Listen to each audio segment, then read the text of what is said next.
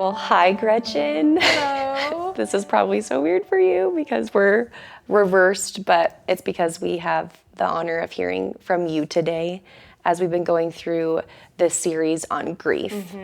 And today you get to share with us what your story of grief has looked like. And I just want to keep this intro really short just so you have the opportunity to share. And I know you've been preparing for this, but I also know that you've shared this story with a lot of women over the years. Yeah. And so for all the women who don't know, would you just share with us your story of grief and how God was there with you even in the midst of it, maybe how he's shown up and how you can see him there now? Share wherever, however much you want to share and wherever you want to start. Yeah, absolutely. And this is something that I've shared bits and pieces over the years, but I don't think that I've ever kind of told it in its entirety. Yeah. Of just what this has looked like. So really just kind of going back to the beginning with everything. My husband Matt and I, we got married. Our plan before getting married was we're going to get married and then we are just going to start trying to have kids right away. So I was a single mom. I came into our marriage with my daughter Presley, and she was 3 years old. And we had decided we want at least 3 kids. So that was just kind of where we're, our starting place. So sure enough, we got married in December, and I am the most fertile person in the world, I swear, and we were pregnant right away. So it was just that whole thing of, oh, everything's going according to plan, look at us go. Yeah. And I was so excited to be pregnant because I loved being pregnant with Presley. I really did. I thoroughly enjoyed pregnancy. With Presley, I had typical morning sickness, feeling things here and there. I feel like it was very much a textbook pregnancy as far as the symptoms that I had and what have you. But it was the pregnancy glow and just growing a big belly. Everything was just amazing. So I was really looking forward to that and the cravings and, everything that just comes along with pregnancy. Yeah. So we found out that we were pregnant. All this excitement just kind of ensues from there. And then right around week 5 is when I started to not feel very well, but it was a different not feeling well than it was the first time. And so I remember, just telling Matt, I don't think something's right. I feel like this isn't normal. I feel sick, but I feel sick in a way that I never felt sick when I was pregnant with Presley. And so then it just kept getting worse and worse and worse. And I was so nauseous. It was just awful. So we made an appointment with the doctor, and I went into the doctor and met with him and was explaining to him, I don't feel right. This isn't normal. And just his response back was, it's just morning sickness. And he had asked me, have you thrown up? Have you been thrown up? And I said, no, I haven't, but I feel like anytime, that's going to happen. So it was just kind of, here's, the little solutions that you can do. Take this B6 or something, vitamin and ginger, whatever, just the normal things that they have you do when you have mild morning sickness. Yeah. So we left that appointment. And we were going through the drive-through of a fast food place to get food for Matt and Presley, and then I threw up right there in the drive-through, which is wonderful. And once that happened, I didn't stop. So as soon as I started getting sick, I was getting sick all day, every day. Wow. And that's, again, I'm like, this isn't right. Right. I felt so sick, and I couldn't even see the kitchen. I couldn't look at it. I couldn't be the smell of food, nothing. It was the most horrible thing. I couldn't get out of bed. I was like, something's really, really wrong. So we went back to the doctor, and again, it was just that same thing of it's just morning sickness, just kind of an extreme, take on morning sickness, but then I started to get dehydrated. And so then I had to go into the hospital, and then I had to get IVs to help me and all of that. So, that's just kind of how things were going. And I remember just being wanting to beg the doctor to help me, to do something, give me something. I don't, just did not know what to do. And so then after that, I started spotting and I started bleeding. And so, I would call in, they would send us to the emergency room. I'd go in, I'd get examined, and they could never find the source of bleeding. So then I would just get sent back home. And that was the cycle of the pregnancy. It was being sick. I'm not kidding. It was like a marathon of throwing up all day long, being dehydrated, going in, getting put on IVs, feeling a little bit better once that would happen, going back home, getting dehydrated again because I couldn't stop throwing up. And I wasn't even throwing up anything because I couldn't eat anything. And then I would bleed, and then we'd go back to the, emergency room, and we'd get examined. I mean, it was just, that was it, over and over and over. And so I was miserable. I was so miserable, and all that excitement, all that joy of being pregnant, everything was gone. It was just gone. And I truly felt like I just am trying to stay alive at this point. And so this is how it went for months and months and months went by, and just thinking like, is this ever going to end? Like, I hated life. I hated it. There was nothing exciting about it, nothing at all. So then again, we just could not figure out. We had no answers why I was this sick. I wasn't gaining any weight. I was losing weight. There was just nothing was proceeding as it was supposed to. But then we would get ultrasounds done, and everything would be okay with the baby and what have you. And so we're just trying to, obviously there's nothing you can do because you're just listening to your doctors and you're trusting them and just doing what they say to do. So that's what we did. And we had another appointment scheduled. So we went to that appointment, and they were doing another ultrasound. And so during the ultrasound, the doctor came and sat us down, and he said, "I'm sorry, but like, you've lost all your amniotic fluid. Like there's nothing left." And, he said there's a very mild, like very, very slow heartbeat, with the baby, but this isn't going to last. So kind of our option really was just to go home and just wait for me to go into labor. And so he said, "I don't think you'll make it, 24 hours. So he said, I'll call ahead to the hospital, let them know that you should be coming in, just to be expecting you." And so, we're just kind of dumbfounded at this point. Like, how did this happen? Like, how did I lose all my amniotic fluid and not know? It's like, I'm bleeding, but there's nobody knows where that's coming from. I'm so sick. And you're just like, I don't even know what to do or what to think. And it was crazy because before that, I was in the bath one evening, and I was just sitting in the bathtub because I that's all I could do, really. That was like one of the only things that brought any type of relief or comfort, at the time.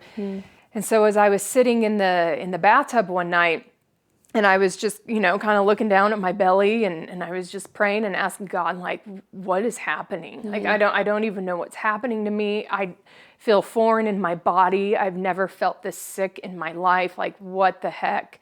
And so as I was just sitting there praying, I just kind of heard like the Holy Spirit just kind of drop these words into my mind. And it was these words, unseen life. And so as I sat there and I just kept thinking about that over and over, I'm like, I know that's scripture. Like, I know, unseen life. And then I think in that moment, I realized and I knew, like, I don't think I'm going to see this baby's life outside of the womb. I don't think it's, it's going to come into fruition. And so I just kind of had a peace about that, but also like, what does this mean? And, what is this going to look like and what have you? So once we got that news that, this was it, like, you just have to go home and wait to go into labor type of thing. There was a tremendous amount of sadness over that, but at the same time, I still felt like there was peace in that. And so we did leave that appointment, and instead of going home, we actually went to go see my spiritual mama, Debbie, and she was at work, and so we showed up at her work, and I told her, the news, what we had just been told, and she's so good at just being there in those moments when you need her. And, she didn't spew out any advice or anything like that. I mean, she just embraced us and hugged me, and then she just prayed over us. And so, once that happened, and then it was, there in that moment with her where I just lost it, just broke down and cried and did all of that. And then we went home and we did, we sat on the bed and just kind of looked at each other like, what do we do? Yeah. We just sit here and we just wait. I don't even know what we're supposed to do in this place. We've never been here before. So then I started experiencing contractions and, that whole thing. So we left and went to the hospital and got checked in, did all that. I was up in one of the labor and delivery rooms, and they obviously know, she's going to be delivering a stillborn baby. So they put me in a room as far away from the other labor and delivery rooms where women were giving birth to live babies, living babies. And at this point, did you and Matt know that you were going to be delivering a stillborn, or did you? Yes. It was... Okay. So we did know that it was... Yeah, that when she came, she would not be alive. So that was another thing where you're just thinking, how do you do this? You actually still have to go through the process of labor and delivery, and you're laboring to bring forth a body, really, is what you're doing. So that's what happened. I was sick the whole time, still throwing up. I just never stopped. Went into labor, and then we delivered her. So we delivered our daughter, or I delivered her. Her name was Millie. That's what we named her. And once I delivered her, so I was bleeding the whole time. So I was bleeding before the labor started. I bled all throughout labor, and then I was bleeding after I delivered her. And so they're like, we have to rush you back. You did not deliver the placenta, so that did not come out. And at this point, I'd lost about 2 liters of blood. Wow. Which is a significant amount of blood. So they came in and they're like, we have to rush you back. We have to go in and do a D&C procedure. Otherwise, you're going to basically bleed to death. So really, when that happened, that's when I feel like that's when I just checked out. I could not handle that at all. They came in, they gave me this charcoal stuff to drink so that I wouldn't throw up. It was very chaotic because they rushed in. It's an emergency, and I'm sitting here thinking what is going to happen to me? What is going on? They wouldn't let Matt come back and be in the surgical room with me, and that's when I had, for the very first time, a full-fledged anxiety attack. That really was where all of that started for me. It was in that moment, and I was sitting on their little operating table, and I remember screaming out to the nurses and telling them I can't do this. I cannot do this, and thinking I'm gonna pass out. I was just sweating. It was insane. And so they went in to do the procedure, and I wasn't numb all the way, and I was yelling at them I can feel that, I can feel it. And so they were yelling at some guy, and I don't know, he came and put something over my face, and then I was just gone. It was just black.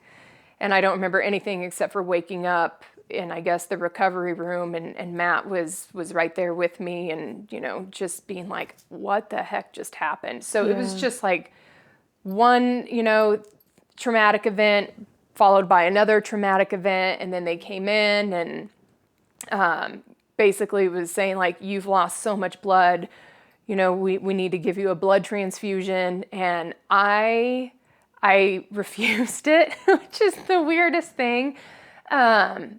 Because again, I don't know what state of mind I'm in at this time. I don't know what's going on, but you think that you're like, oh, I know what I would do if I was ever faced with this decision. It's like, oh yeah, if I ever had to receive a blood transfusion, of course I would. I couldn't do it. When it was the reality of what I actually was supposed to do and needed to have done, I told them, no, like, I don't want anybody else's blood in my body. And it freaked me out. Yeah. Freaked me out. So I rejected that, and they're like, okay, but if you do, your recovery is going to be even worse. Like, it's going to be extremely difficult, and it's going to be much longer. And I'm like, I'm fine. I'm fine with that. So I'm sitting, we're still back in our room in the labor and delivery room, and just, I don't think I'd even seen Millie yet at this point. And so I finally, the nurse brought her in. And so we were able to sit with her and hold her and look at her. And it was just, it's the craziest thing because, she was like this big and everything was there. All her, everything. She had all her little body parts, she had all of that. And just being like, I just don't even know. I don't know how to describe that moment. I don't even know what that was like. Just the sadness, I don't know. There's such sadness there, but there was also so much like sweetness there at the same time. I don't, seeing Matt holding her, because Matt got to hold her. It was just, I don't know. I still try, I'll think of that day and think of that moment, and there was no anger there. There was none of that was there at all. It really was in its own way. It was beautiful. Even though, she wasn't there. Yeah. But we still had those moments with her. We had the most phenomenal nurse who took care of me and everything. And she had made little cast moldings of her feet. And I think her feet and her hands. And, so we got to keep those, which was just the sweetest thing ever. And, and then I could tell just my health physically. I'm like, oh yeah, this is going to be tough. I wasn't feeling good. And then we had to, the HR, I don't even know who came in, but people come in and you have to sign paperwork and, you have to just go through all of this, all the death of your daughter. And so then we had to plan, they're like, what do you want to do? Do you want to cremate her? What are those steps that you want to take? And as it's happening, you just do it. You make those decisions. You don't think about it. You just do it because she's still our daughter. Yeah. And so you still take care of her just as you would if she was here. Yeah. It's like I'm still her mother and Matt is still her father, and we're still making those decisions for her, from that place of being a parent and being a mom and being a dad. And so we decided to have her cremated, and, so they arranged that to send her body over to the mortuary. Yeah. So it was just, again, so much heartache in that. But I honestly, I don't know what that would have looked like without God.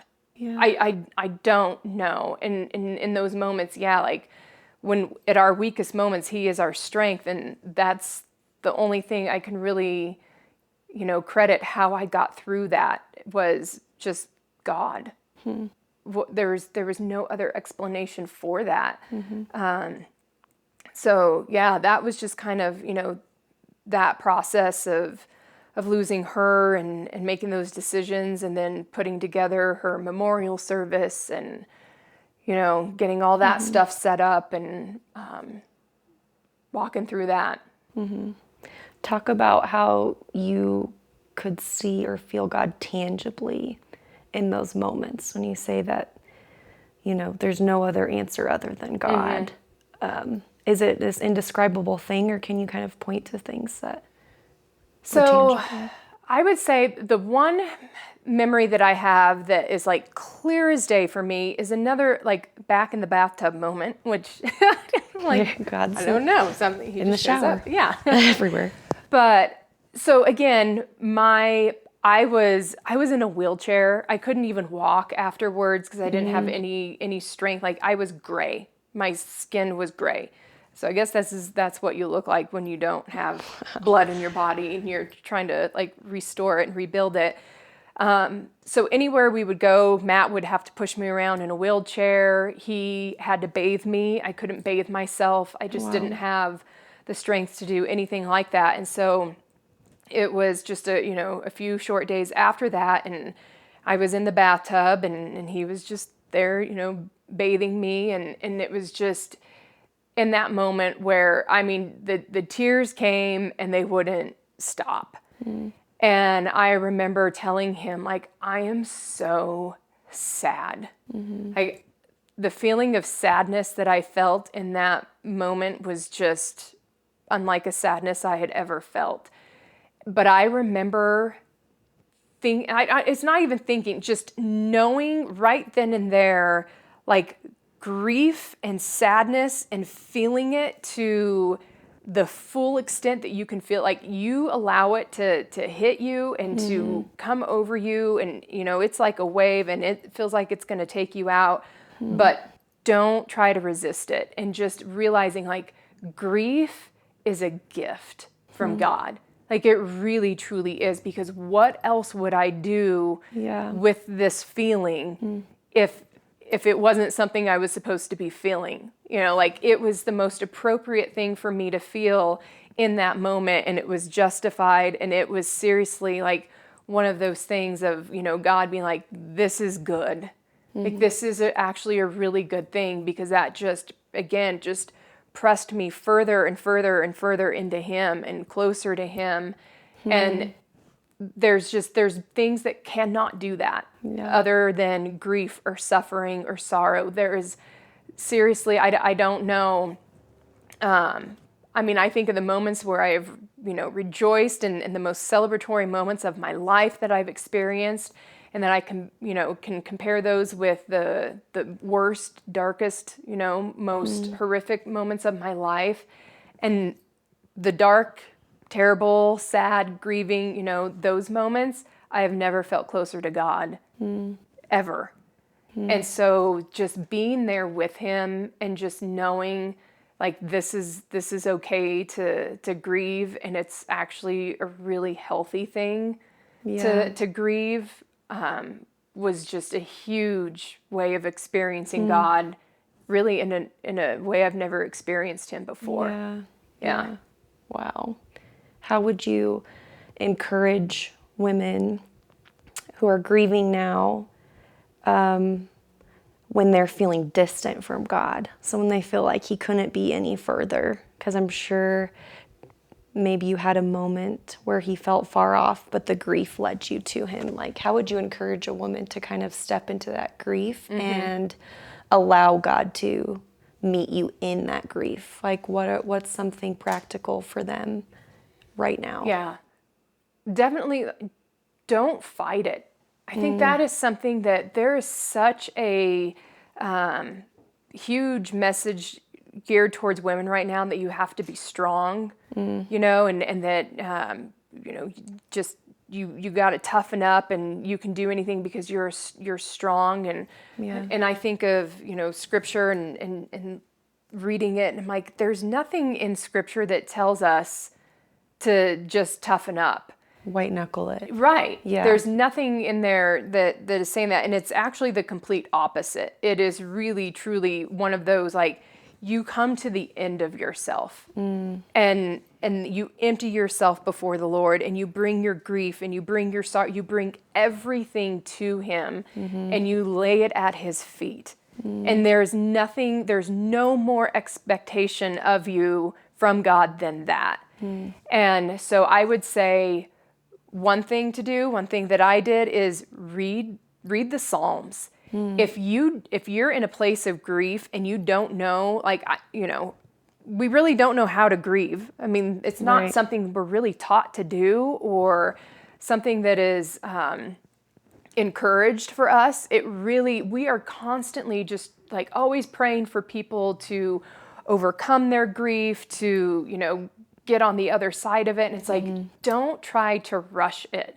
I feel like we really, I feel like we hurt ourselves and we hurt our relationship with God when we're in such a rush to be like, I should be over this by now, or this shouldn't still, hurt. There shouldn't still be sadness here, and we condemn ourselves for something that we are, God designed us to do this because we need Him in that.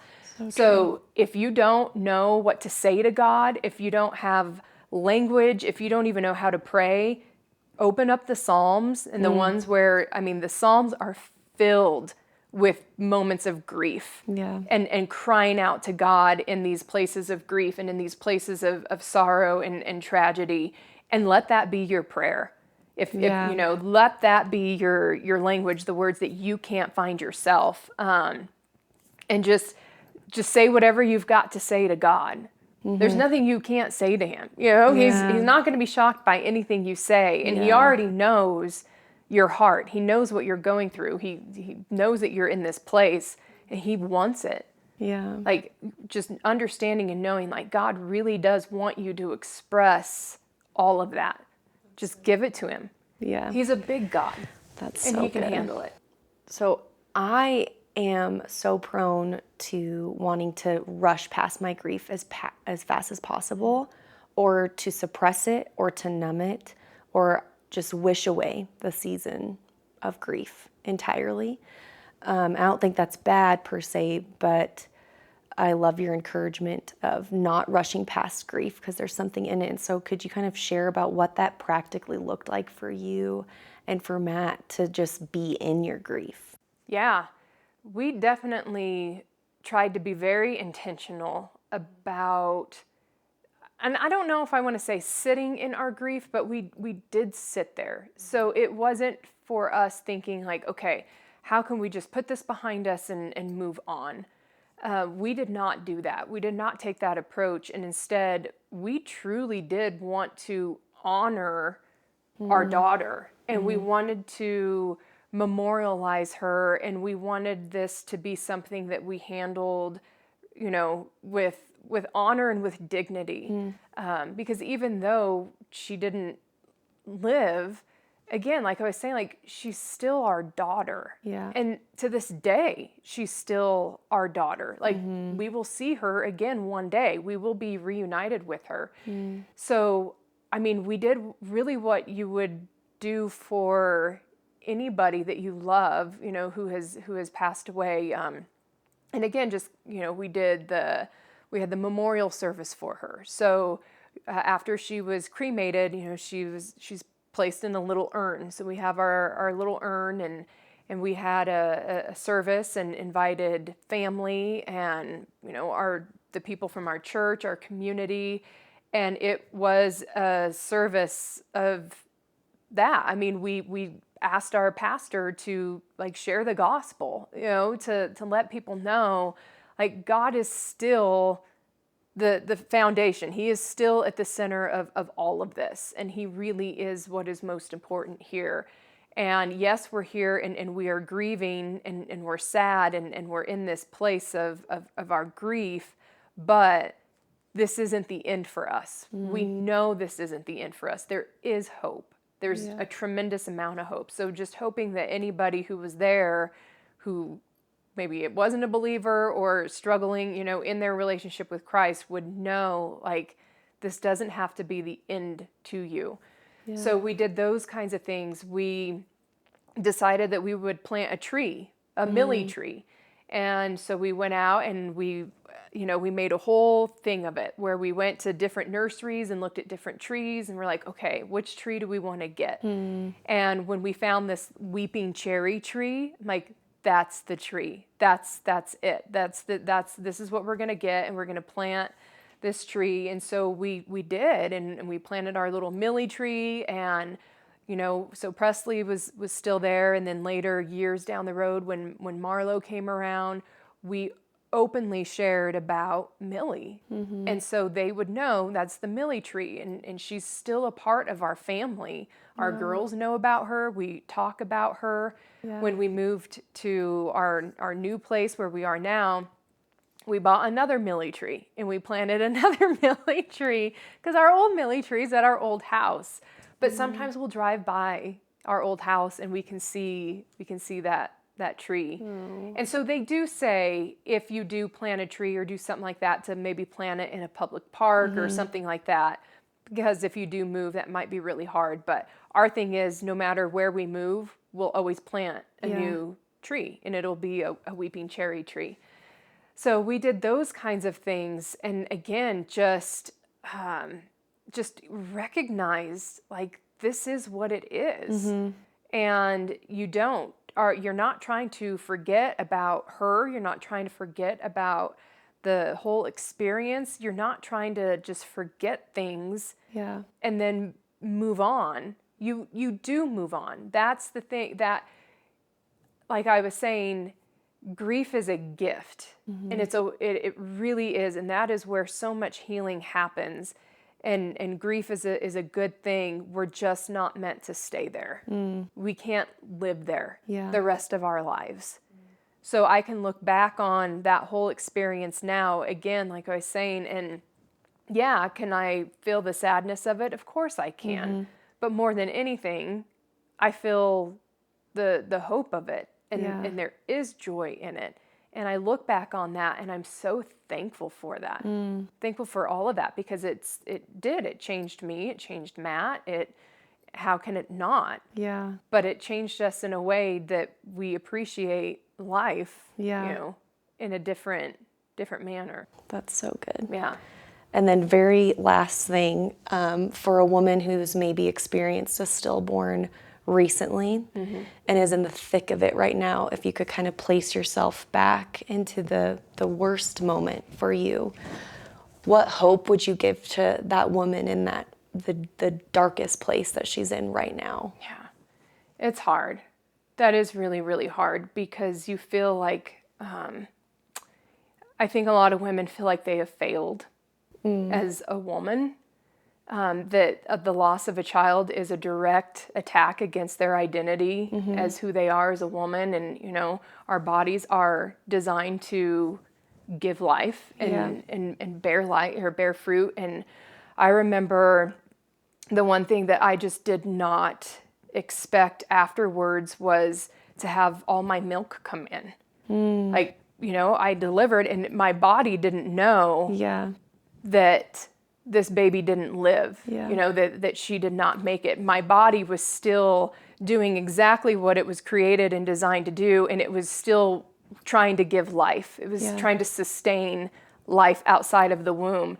And so that was like, man, that just felt like another, just kick me while I'm down type of a thing. Because here here I am, like, my body is truly trying to still provide and supply.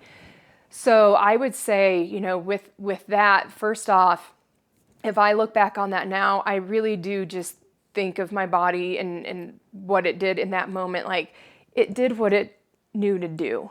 And it's not, and it had nothing, it wasn't shaming me. It wasn't trying to rub anything in my face. It wasn't that at all. Like, that's what our bodies are designed to do. But it is just that reminder of there's no baby.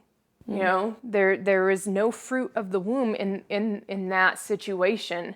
And so too, especially women who are married, also to remember, like, your husband is grieving too. That was something that I had to understand. Like, this isn't just a me loss. This isn't just me going through this. This isn't just about, what I've experienced. Like, my husband has experienced the trauma and the loss just as I have. Yes, I'm the one who physically went through it, but he's there too. And I feel like so much of the time our focus goes off of the men and the fathers and the husbands, and it's just on the woman. And, grieve with your husband. Don't let this be one of those situations that can come in and cause division and, tension between the two of you, because that's what this can do. Yeah. It's so easy. That's what the enemy wants to do. Allow this to be something that brings you two closer together and grieve together. Don't try to do this on your own. And don't think that you can't talk about it. Find other women who have been there. And if you can't find other women, get online. Like, there's so many resources online. Yeah. You can go to your doctor, anything like that. Just know that this is not an isolate, like, don't seclude yourself. Do not try and hide and or do anything like that. But most importantly, yes, like, you have to surrender that to God, and you have to, again, we're not going to know the whys. I don't know the why. I was never ever given a medical reason or explanation as to why. Wow. Millie didn't make it. We do not know. We have no idea. And I'm okay with that. I don't have to know. I trust that God knows. And that in and of itself is enough for me, because he's good. Nothing that he has ever done has been, to destroy me or anything like that. Yeah. And again, just know that these are those moments that you'll look back on, and I hope this will be a sweet memory because of what it did for, what it has done for you in your relationship with Christ. Yeah, that's amazing. That's a really good place to end. Thank you, Gretchen. Oh, thank you. I loved being here. I'm so glad.